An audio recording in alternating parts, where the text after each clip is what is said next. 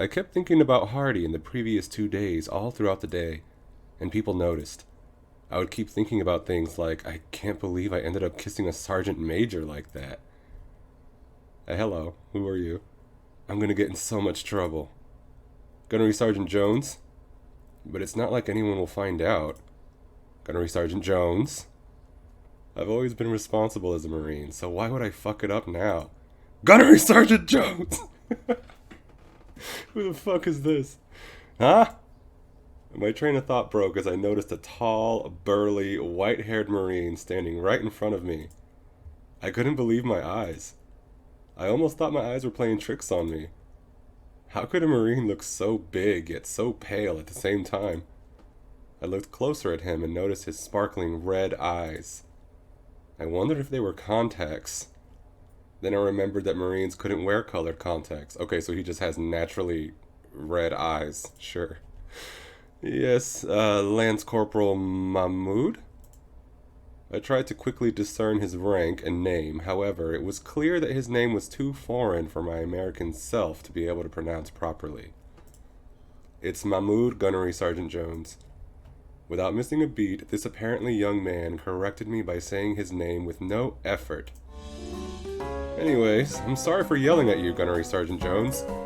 I came to tell you that you're wearing your cap indoors. I noticed you on my way to the convoy.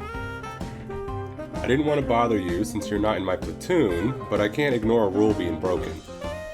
I placed my hand on top of my head and found that I had indeed put on my cap while getting dressed. I immediately took it off before anyone else noticed. It was embarrassing being reminded by a Marine who's not even NCO to do something as simple as taking off my cap before working indoors. Sorry about that, Lance Corporal. I was a bit sleepy, so I briefly forgot. Well, the good thing is you're not wearing your cap right now. Just remember Marine law next time. Yeah, I'll make sure to do that. I only met this man a moment ago, and yet I knew then and there that he was leagues more qualified in being Marine than I could have ever been. His assertive voice, his strong face, his formidable and tall build, and his formal yet laid-back demeanor conveyed that his 1% was more valuable than anything I was capable of doing. See you later, Gunnery Sergeant Jones. I have to go back to my own platoon. Wait. Is there something wrong, Gunnery Sergeant? There were so many things that stood out about him that I felt like I was going to die from not asking him a few questions. You have white hair and red eyes, but you look fairly young. How come your beard looks like that? Bitch, mind your business. I get asked that quite a lot by my peers. Not hard to see why. I have albinism. Oh, okay. I have albinism, Gunnery Sergeant. It makes my hair look white and my eyes look red. Makes it a little hard to be in the sun, but a little skin treatment goes a long way. I've never heard of albinism at that point. I was astonished that someone carrying something limiting him could excel so much. He's even more marvelous in that regard. Thank you for sharing that with me, Lance Corporal. Goodbye. Again, see you later. That was odd. You could have just parted ways and minded your own business, but alright. Just like that, he returned back to his usual routine, leaving me feeling stupid for my thoughtless blunder. After that point, I was more focused on my duties, but I couldn't help but make my mind linger on Hardy from time to time, occasionally on Mr. Mahmoud as well.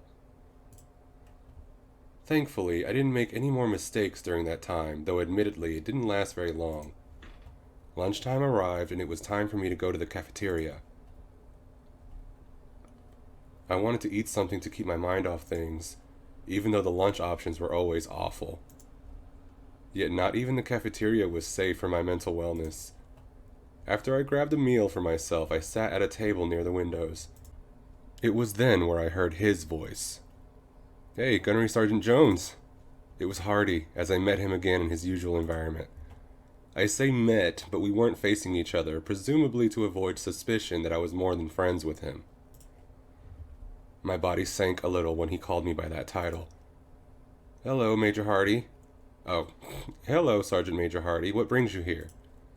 Nothing. I wanted to eat here and I simply saw you close by, so I thought I might as well say hi to you. Oh, I see. I lowered my head in disappointment. Hey, JD. Music kicks in.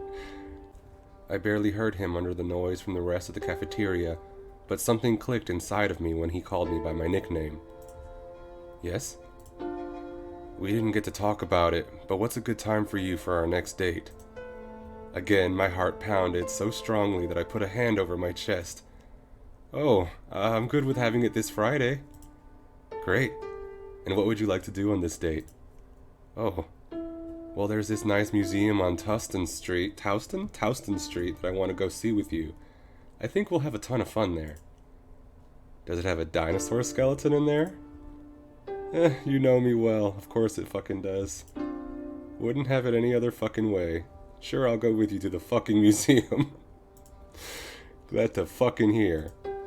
Even though we only spoke in whispers, we still had a friendly conversation while on duty. Something so simple, yet I cherish it all the same.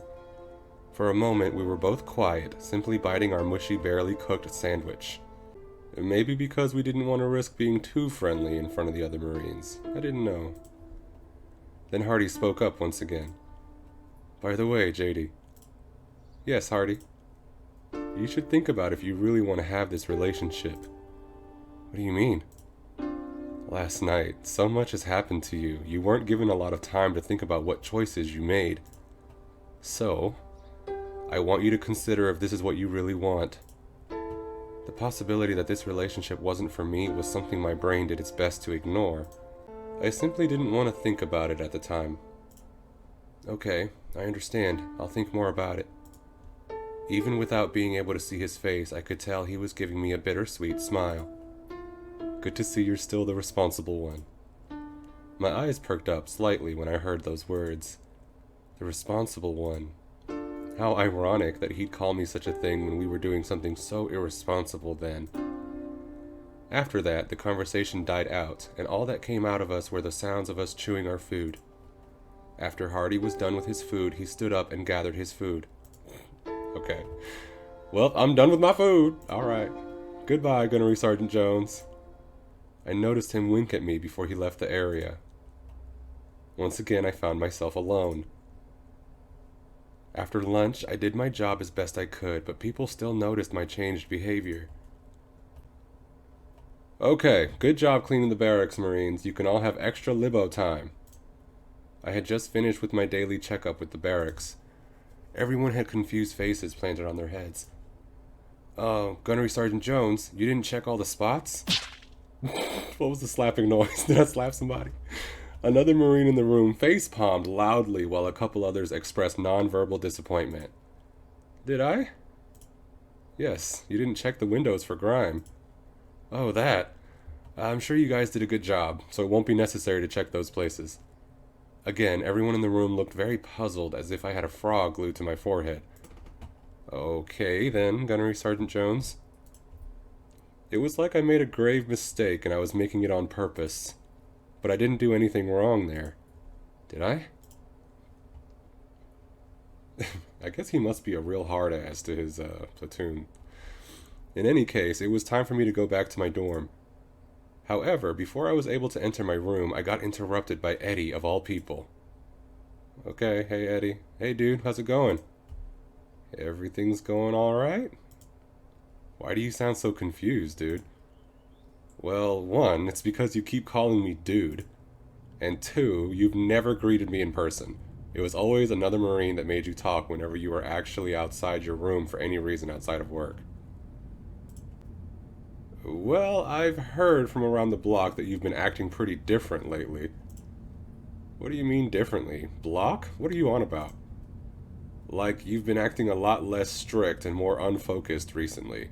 You're not doing your job poorly, just differently. I just wanted to make sure nothing was wrong. Just because you're the same rank as me doesn't mean you can just say all of this and not expect me to be so confused. I'm doing fine, nothing's wrong. Okay then, if you say so. Bye, dude. Bye. That someone like Eddie noticed my behavior that day told me that I wasn't my same self as I used to be. I went inside my room and saw the familiar scene once again. Instead of reading the dinosaur book that night, I decided to just sit down and think about everything. It was impossible for me to think about anything other than Hardy. I was looking forward to my date with Hardy, as it was one of the few opportunities I was able to spend with him. I wished so badly that I could have seen him more often, but my Marine duties required me to work away from him. I also went back to his words about reconsidering our relationship. I was too timid to think about it beforehand, but now I wasn't able to ignore it. I knew this relationship wasn't something I should be doing. I knew that if anyone were to find out about this, both of us would be fired immediately. And yet, I wanted to continue spending time with him. Hardy, he's special. There wasn't anyone else like him that I knew of. I didn't want to let go of him. Maybe it's worth it to go against Marine law if it means I could be with him. I was thinking about all of this while looking around at my surroundings. That's when I noticed my journal once again. For the first time in 20 years, I actually considered putting my thoughts down in my journal. I sighed before I got up and grabbed a pen. What's happening now? I opened the journal and read out loud the last thing I wrote in the damn thing.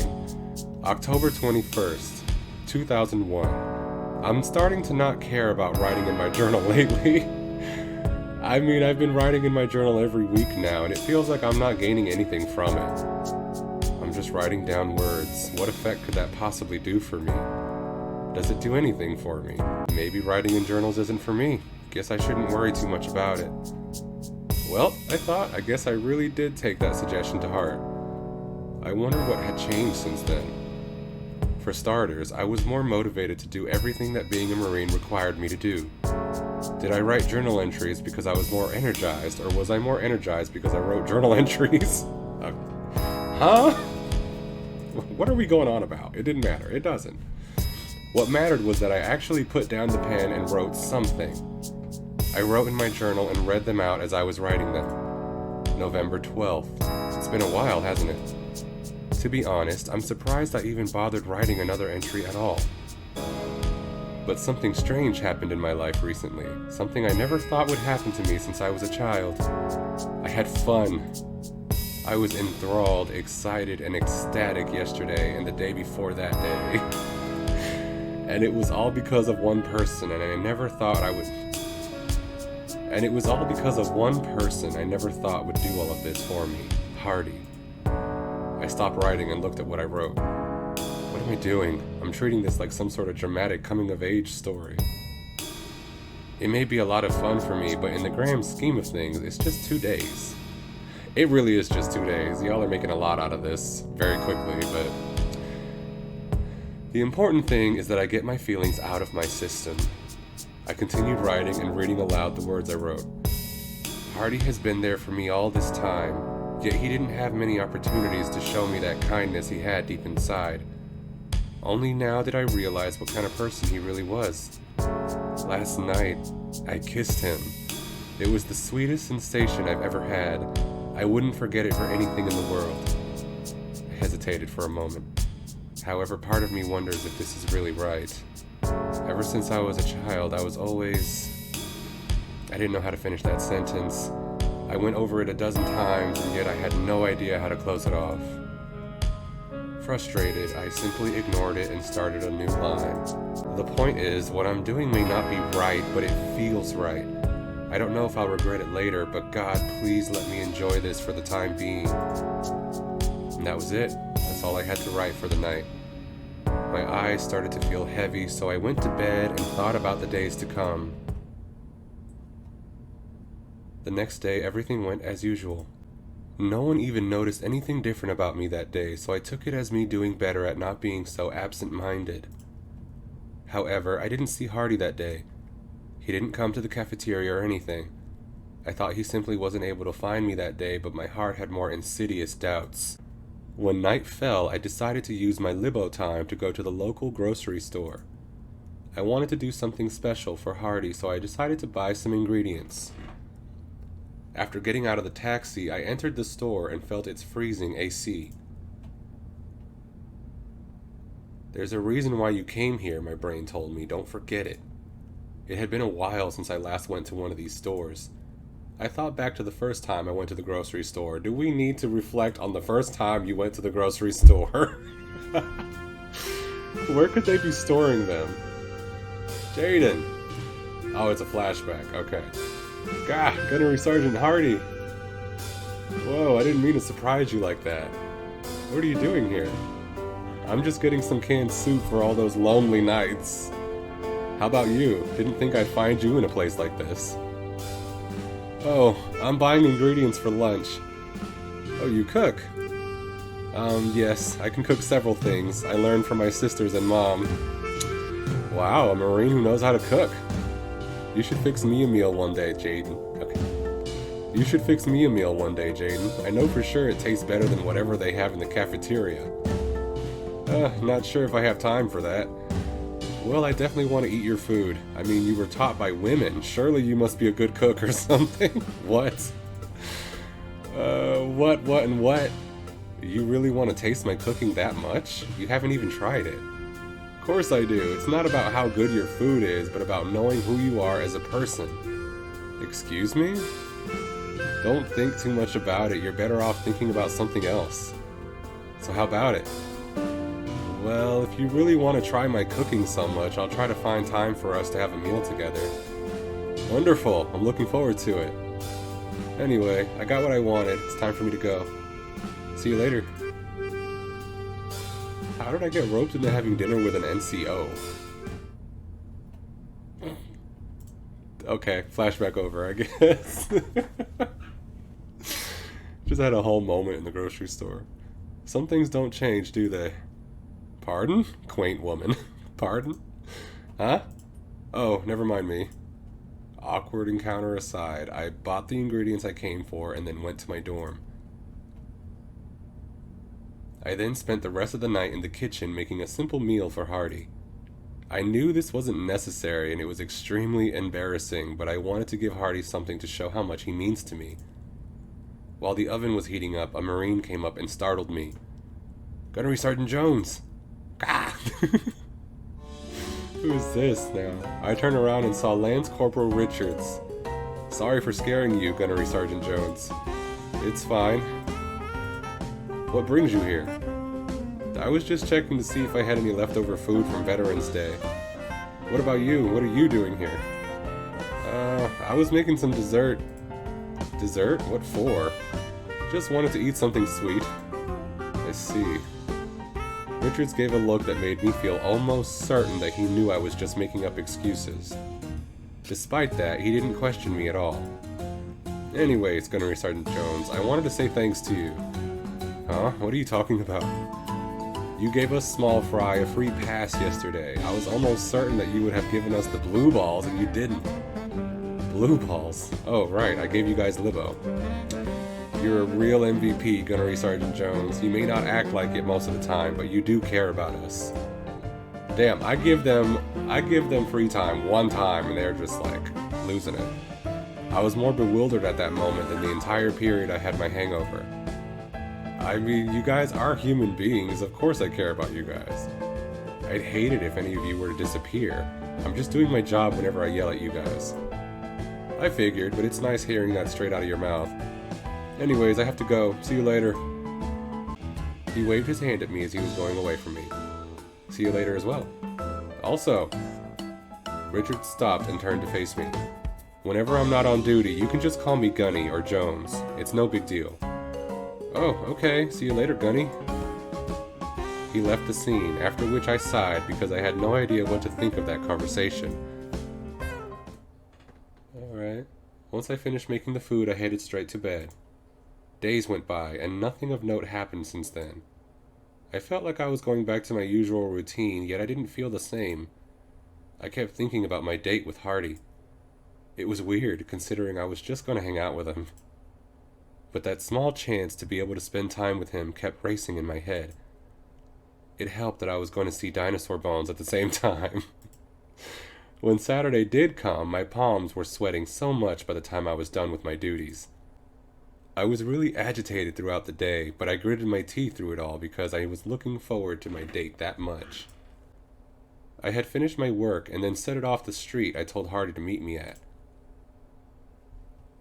When I arrived there, my heart pounded when I saw his big smile. "Hey, JD," he yelled across the street, just loud enough for me to make out what he was saying. "Glad to see you walking so sprightly." I guess I was looking forward to this day with you. What do you know? I was looking forward to this day as well. I have to say, I wasn't expecting you to bring a bag. Well, I wanted to give you something special. Oh? You didn't have to give me anything. Actually, it's for something later down the night. I see. Well, I guess that's one more thing to look forward to tonight. Yeah. Now let's get moving, shall we? We shall. Oh, wait. Before we go, we should exchange phone numbers. Y'all don't even have each other's phone number? Oh, of course. You've already said I love you to each other. You don't have each other's phone number? We got each other's phones out and entered each other's numbers. And done. Now let's go. We both smiled at each other right before we called out for a taxi. The street was littered with busy taxi drivers, so it wasn't hard finding one to take us to the museum. We called out one of the taxi drivers and told him where to go. We got inside the musty-smelling taxi and closed the door and prepared ourselves for the ride ahead. "Where to, bud? Going on a date?"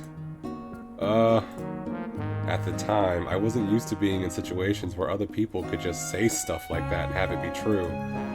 "That's none of your fucking business. Just take us to this location." Damn, Hardy. Hardy shoved his phone into the taxi driver's face. "Okay, don't worry, pals. I'll get you there in a jiffy." The taxi driver started his car and we were on our way to our date. To kill some time, Hardy and I bantered a little bit. "You're still wearing that outfit, aren't you?" Hardy gave a small, teasing smirk as he leaned closer to me. I started to notice how immense his presence was now that he was so close to me in this small, enclosed space.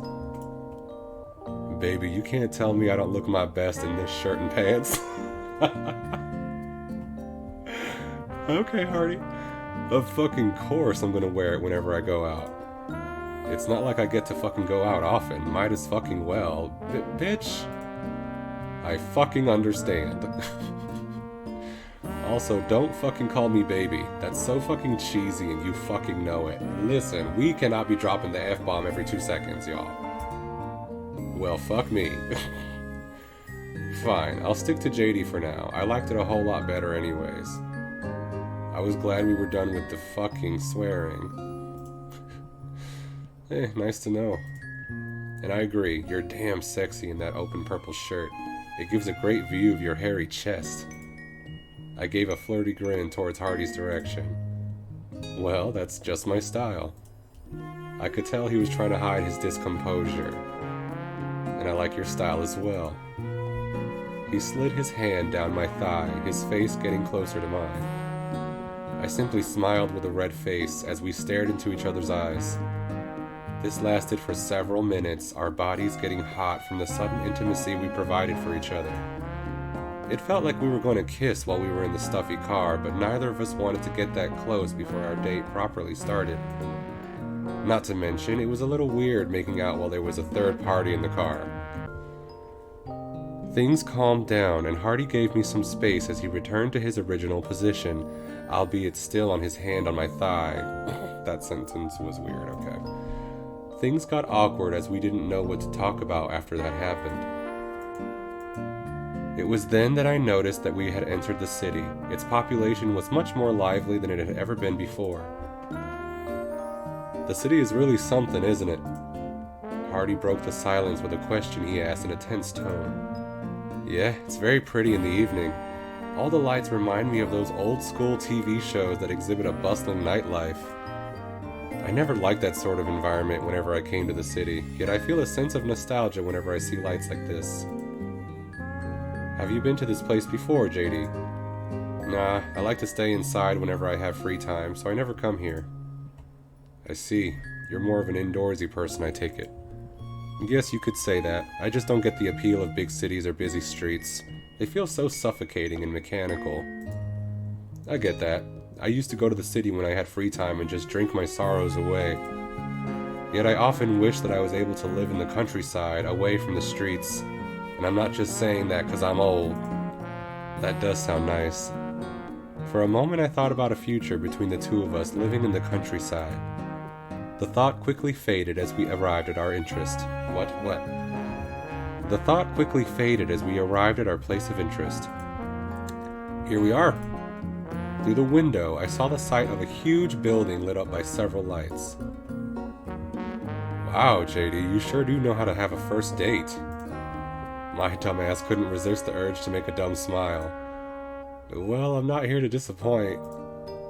Hardy flashed a smile towards me, and we both stepped out of the taxi. As we walked towards the museum, we both glanced at each other. We then lowered our gazes and stared at parts of each other's bodies we've been longing to touch for so long. Calm yourselves down, bitch. I stretched out my arm towards his hand. He took notice and reached out for my hand as well. Our hands embraced, warming each other in the brisk weather. Our hands then strengthened our grip, before getting more comfortable in each other's grasps as we walked towards the location of our first date. As we walked, the distance between us got smaller and smaller. It was comforting, relaxing even. It felt as if all the stiffness in my body was slowly fading away bit by bit. Our walk didn't last long, but I remembered the burning feelings I felt then long after it was over. We didn't even speak a word as we both wanted to savor the moment. But at last we arrived at the museum's front doors and proceeded to enter the museum building itself. The inside of the building smelled like freshly cut wood. There were sounds of people going from place to place in a loud but not overwhelming fashion. I stood in awe of the whole sensation, taking in the atmosphere I found myself in. Hardy was staring at me before he finally said something to me. I can see you had a damn good reason for coming here. I was briefly startled before I looked at Hardy again. His smile really made the whole experience feel complete. Yep, I really wanted to come here. And now you're here, so let's go. I went to the lady at the front and prepared our tickets. Hello there, sirs. What can I do for you too? We're here to look around the museum, and I have 2 tickets with me. I took out my phone and showed it to the woman. She then scanned the QR codes with her scanner. Thank you, sirs. Have fun on your visit here. And so we passed through the entrance gates and started our personal tour of the museum. Let's go to the Titanosaurus section. They have fucking huge skeletons there. Sure thing, sounds pretty interesting to me. Like a child taking their parents to their favorite amusement park attraction, I held Hardy's hand and led him to the section I was talking about. The museum was huge and took several minutes for us to find where this part of the museum was. But we eventually made it there and found the humongous dinosaur fossils standing brilliantly in front of us. Holy shit. Hardy stood staring at the large dinosaur bones. Those are some fucking huge dinosaurs. Impressed, right? That right there is a Brachiosauridae. It was once considered to be the largest dinosaur that ever existed, but later dinosaurs were discovered that were even bigger than the Brachiosauridae. I don't know how to say that. Sorry, y'all. Fuck, man, you really know your nerdy stuff, JD. What can I say? I'm obsessed with them. It was hard for me to understand why, but seeing bones like those up close, I can see why. But of course, that's what I've been trying to tell you. Just imagine what it would be like to ride on top of one of those. Maybe if you were sitting at the right spot, they'd be able to just toss you aside fast enough to kill you. Hey, that's a little dark. Maybe, but it's not like that could ever happen to you or me. Yeah. I briefly turned my head down in sorrow. So when did you find out you really like dinosaurs? I perked my head right back up. When? I guess I became wild about them when I was about 6 or so. Really? Yeah, my parents got me a picture book about velociraptors and I immediately fell in love with it. I would ask for more books containing dinosaurs every day. I became a little bit of a hoarder, and I've been hooked on them ever since.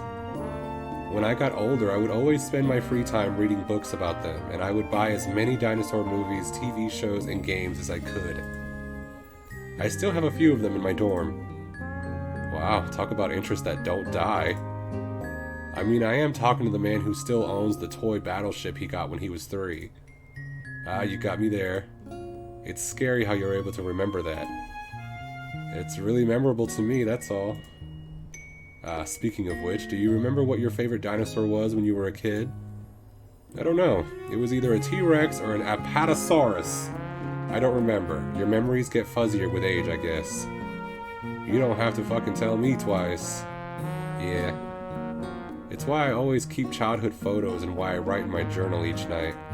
Oh, he's got a journal too, huh? I flinched at the sound of the word journal. Journal? Yeah, I keep a journal. I write in it every day. Hardy seemed slightly disturbed at my stuttering. Oh, okay. Something wrong? Nothing, it's just that I own my own journal and I haven't been writing in it often. I haven't written in it for over 15 years until recently, so I feel a little bad that I haven't touched it often. All of a sudden, Hardy slammed his hand onto my shoulder once again, as if it were at work. Don't worry about it, JD. I write in my journal for my own reasons. You don't have to write in your journal if you don't feel like it. This is a weird conversation that we're having. Nothing wrong with not keeping up with your journal. I took Hardy's words at face value. You're right. You're absolutely right. I don't need to worry about stuff like that. Maybe it's just not for me. Yeah, maybe it isn't. I thought about it for a few seconds about why I was so caught up with writing in a journal. Hey, JD, I want to learn more about these dinosaurs. Mind telling me more about them? Oh, he'll go on and on, trust. Okay. Hardy seemed to notice my apparent sadness, so he changed the subject quickly. I went along with it, as I didn't want to ruin the date with my drama. I ended up showing him different kinds of dinosaurs, all of them different in size and shape. He seemed to be genuinely interested in each of the dinosaurs and listened thoroughly to my explanations.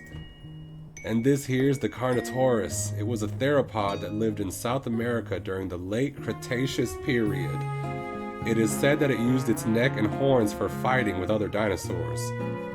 I pointed at a sign that showed a picture of what the Carnotaurus would have looked like according to scientists. Ah, so they're the brash type. Like to get into fights at any opportunity, huh? I'm not sure if they got into fights often, but maybe. Interesting. Still, with arms like that, it's no wonder they died out. Yet it could kick the ass of any animal today. Even me, if I'm on top of the USS America? Okay. Doubt it. With enough firepower, any animal can be taken down. At what cost, though? Hey, I'm just joking. But still, you got a point. These dinosaurs were all kinds of astounding. Seems like they were real forces of nature to behold. Oh, weren't you the one who said otherwise? Hey, I only said they wouldn't be so special if they existed today. But would they still be amazing? Definitely. Shame they had to die out. I would have loved to meet them. Hardy had a face of solace for a brief moment of silence. Well, there's nothing you can do about it. It's fun to imagine what they could have been like. Well, yeah. I mean, sure, it's impossible, but it's fun thinking about what would happen if a fucking dinosaur ever got attacked by an amphibious assault ship. What? You really like your warships, don't you, Hardy? I can't help it. I've loved being on boats ever since I was a kid. The water, the breeze, everything. Dinosaurs and ships. What an odd pair. Kinda like us, wouldn't you say? You got a point. Hardy and I continued to look at the dinosaur bones when I got lost in the thought. Why are you taking me to such a place? Come on, Jayden, don't bitch so much. We're getting free food after this is over, courtesy of Hardy. Yeah, you should be thankful. You're a Marine, Jones, so you should be interested in this place. It's a museum about boats. I'm not sure how I could ever be interested in such a thing. And why are you calling me Jones, Master Sergeant Hardy? Battleships. Don't run your mouth like that, Jones. This is a good opportunity to learn more about your job as a Marine. Battleships are a big part of a Marine's identity. Without them, we'd be just another branch of the U.S. military. And don't get so caught up in how I address you, Jones. We're on Libo, so there's nothing to worry about. Whatever you say, Master Sergeant Hardy. I mean, this isn't the worst way to spend my free time. That's good enough for me. Anyway, let's go. Right with you. All right. Flashback? Was that a flashback? Hey, JD, you still there? Huh? Oh, sorry, I was just reminiscing. Okay, well, let's move on. We continued to look around the museum, getting a good look at the bones of each of the dinosaurs. While I was showing him all these different dinosaurs, we encountered two children jumping up and down in front of a dinosaur fossil. It's so big! I can't see the head, I wish I was taller. Hardy approached the two kids. Hey there, champs, where are your parents? Surprisingly, the two kids responded to him right away. They're over by the dinosaur with the long neck. You two are here by yourselves? Don't worry, his parent asked the security guards to look after us. I looked around and noticed a fairly tall man in a security uniform looking in our general direction. He even waved at me when I noticed him. Seems like you two are having trouble getting a good view of those skeletons. Mind if I give you a hand? Sure. We'd do anything to get a better look. Hardy, are you sure this is... Nothing to fret over. Everything is going to be fine. Okay, kids, get ready for Sergeant Hardy. I would not be doing this. He opened his arms and proceeded to pick them up on his shoulders. I panicked momentarily, seeing if we provoked a reaction from the security guard. Shockingly, he just gave a visible laugh. Okay, champs, do you guys have a better view of the dinosaurs now? Whoa, I can see so much better. This is awesome. With both of the children on his shoulders, he shifted his body so that the two kids could see more of the museum. I calmed down when I saw how happy the three of them were.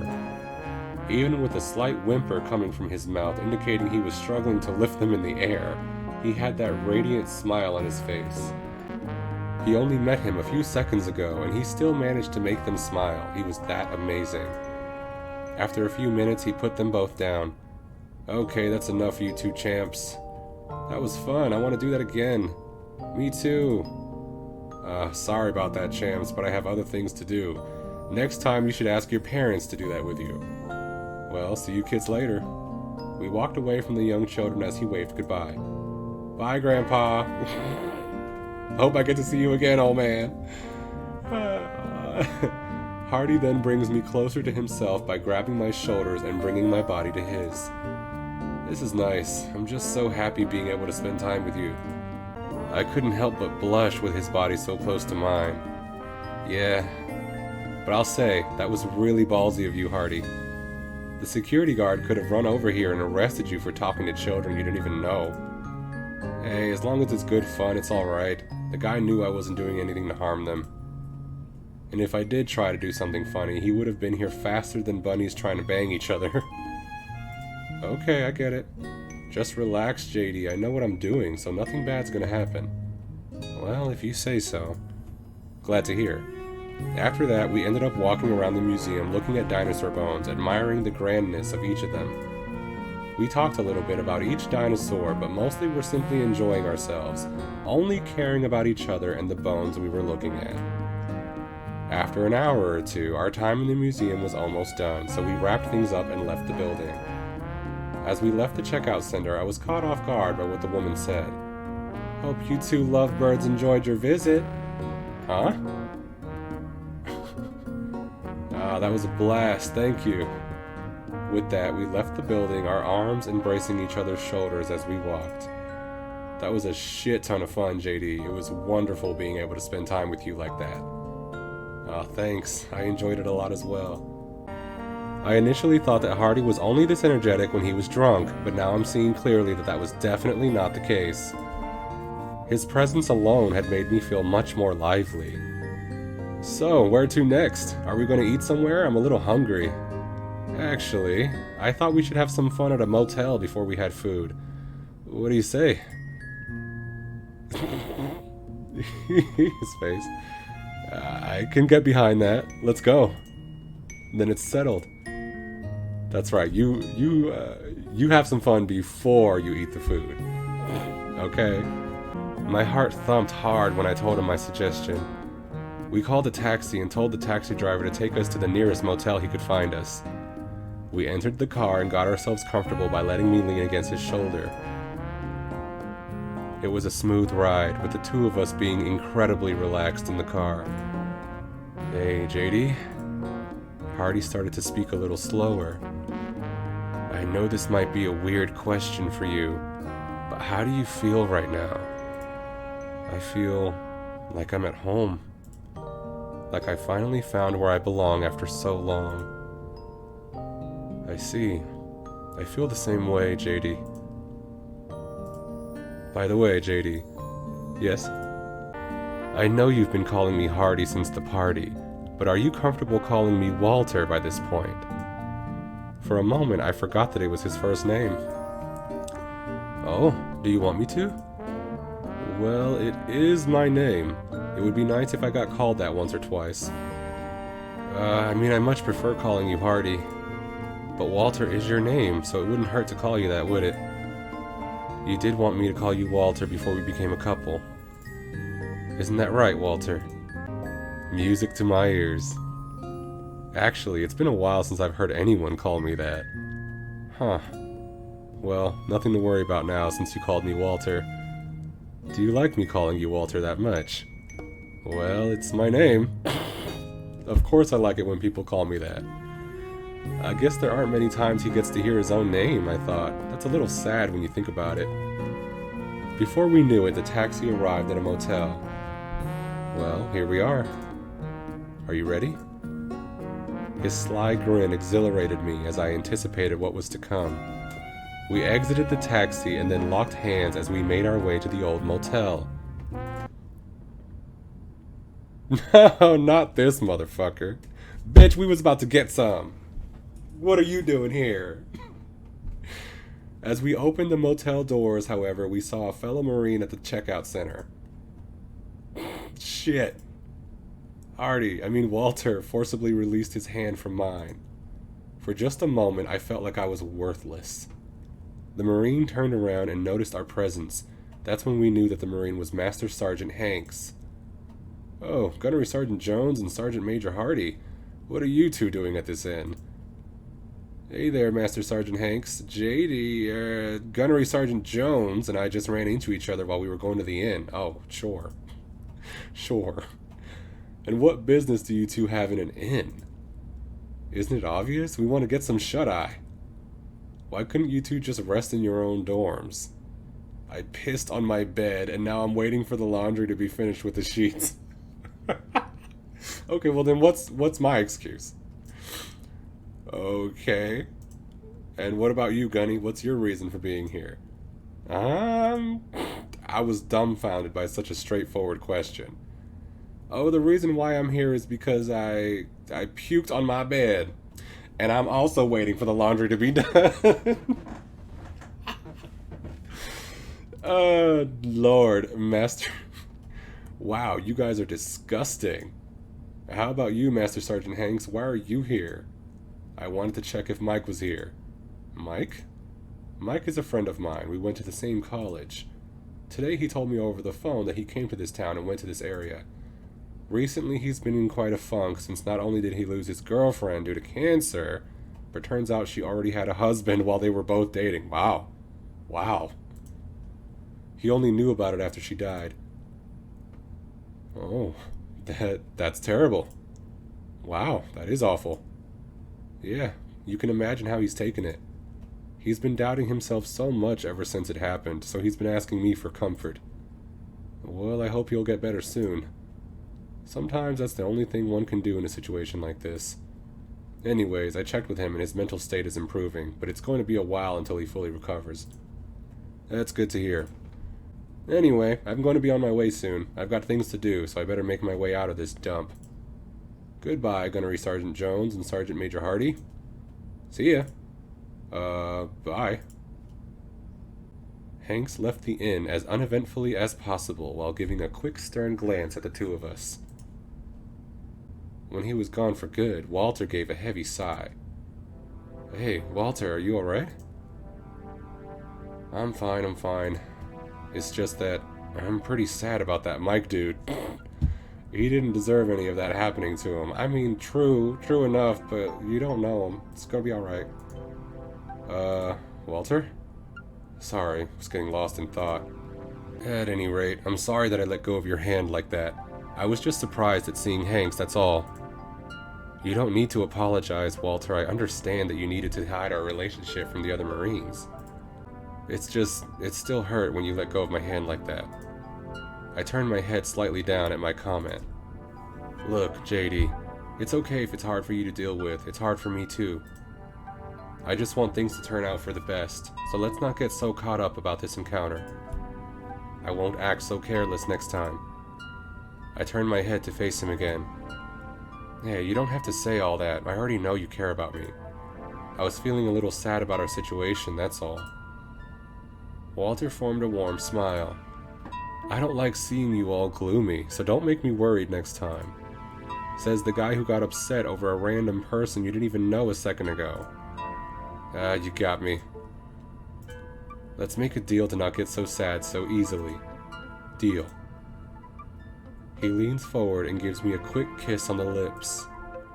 Now let's go. We got plans for the night, right? My face couldn't help but smile like an idiot. Yes, let's go. We went to the checkout table and rented a room for the two of us. After that was done, we got inside the stuffy room and got our things on the chairs. It's a nice room considering how much I paid for it. Yeah. My heart was pounding against my chest as the anticipation for what would inevitably come was almost killing me. Walter dug into his back pocket to get something. He took something out, looked at it sadly, and then put it back into his back pocket. I was suspicious about what exactly he took out, but I didn't want to bother him at the moment. He searched again, this time getting the object he needed. Condoms and lube. Ah, yeah, bitch. Ooh. You carried that around with you during our date? Oh, it's not like it's that unexpected from me. Besides, they made a bulge in my ass. I'm disappointed you didn't notice earlier. He did have a point. I was too embarrassed to say anything in response. Well, come on. The two of us got on the large bed and looked at each other. So, how are you feeling right now? I'm a little nervous, not gonna lie. I've been with other men in the past, but you're different, Walter. It's a little weird. I mean, I'm a gunnery sergeant and you're a sergeant major. The difference between our ranks is too high. We shouldn't be doing this. That is true. What we're about to do is absolutely forbidden in the Marines. So if you know that, why are you so intent on doing this? JD, we've been learning so many new things about each other since our time at the party a while ago. But clearly there's something about me you didn't know anything about. I raised a confused brow at him. I may be a high-ranking Marine NCO, but by God, I do not like playing by the rules. Huh? Don't get me wrong, I love being a Marine. I love being able to protect my country and lead others to become strong men. But I don't like the rigidness of being a Marine. I'm just not like that. I only followed the rules because that's what I had to do. It wasn't easy, but I managed to get by because it's what I love doing. But I always made use of every opportunity I could to bend the rules without getting into trouble. You could say I was addicted to it. So for me, I don't give a rat's ass about what could happen to me after I did it with you. You're goddamn sexy, JD. I want to touch you badly. I turned my head in embarrassment. Walter. You can call me whatever. But the question is, do you want to continue with this? What? I quickly turned my head to face him. I don't want to go on with this if you don't really want to do this. I told you to think more about this, if this was something you really wanted. You told me that you loved me, but it's always possible you just said that in a moment of passion. Just a week ago, you just saw me as your superior. Now you're saying you want to be in a relationship with me. Don't you think you're rushing things? A little. I could ask the same to you. What made you confess your love to me out of nowhere? JD, I really was in love with you for a long time. I've been in love with you since you had cooked me dinner that night. It took me a while to figure out these feelings for you, but it wasn't a matter of a few days. I thought back to all the times I reconsidered my relationship with Walter. I did so infrequently, but the only time I seriously considered that was when he was right in front of me, on top of a motel bed at the dark of the night. Walter, I do know that it might have surprised you to know that I developed feelings for you when I did. But we always had that connection. I was just forced to view you as just my superior and nothing else. Ever since I was a kid, I always followed the rules no matter how stupid they were. I didn't want to upset any of the grown-ups, so I always made sure I was obedient. At the bar, I did so many things I wouldn't have dreamed of doing a month ago. It was when I realized that I wanted you to be closer to me. And the night when we first kissed, it was one of the few times in my life where I fucking didn't care about the rules and did what I wanted to do. I felt invincible. Part of me is telling me that I shouldn't do this, but I know it's only telling me that because that's what it always told me to do. I want to know what it's like not being chained to the rules. I want to do what I want to do. So that's why I want to make love to you. All I want to do is make love to you. The silence was killing me. I felt like I had to say something. Look, I did... Oh my god. I lowered my head in embarrassment after his reaction. You're being melodramatic again. Look, you could have just said you wanted to screw and that you didn't care about any consequences you'll get from doing that. Oh god, I can't believe I just said that. I'm proud of you, JD. Huh? I knew you were the responsible one, so I figured that you wouldn't want to continue a relationship like this. I wouldn't blame you if those were your true feelings. But I'm glad to hear that you really are willing to further things with me. I'm so fucking glad. I love you, JD. I went silent for a second before I gave a grin to him. I love you too, Walter. Let's do this. I love that I have the option to describe the sex in detail or not to. Well, I guess this is YouTube, so... How unfortunate, but we're gonna have to go the tame route. Well, just made love with the Sergeant Major. Woo-wee! So you want to shower with me? Absolutely, of course, I'd love to. Hardy and I went to the bathroom and placed the towels into the bin. We got into the shower and ran the water. Normally it would be difficult for two people to take a shower together since the shower head is usually placed at the side. It would be awkward for two people to get water without a lot of moving around. But the shower head for this motel room was directly above us, so it was a lot easier to wash ourselves up. How convenient. We cleaned ourselves with soap and water and helped each other out in the process. Of course, we ended up making out in the shower because it was nearly impossible for us to resist such a romantic and sexy situation. We finished rinsing and dried ourselves when we got out of the shower. While Hardy was rubbing his feet, his butt was sticking out right in front of me. Feeling like he needed some payback, I decided to smack his cheeks while he wasn't expecting it. Just like I did before, he jumped up in shock. Now we're even.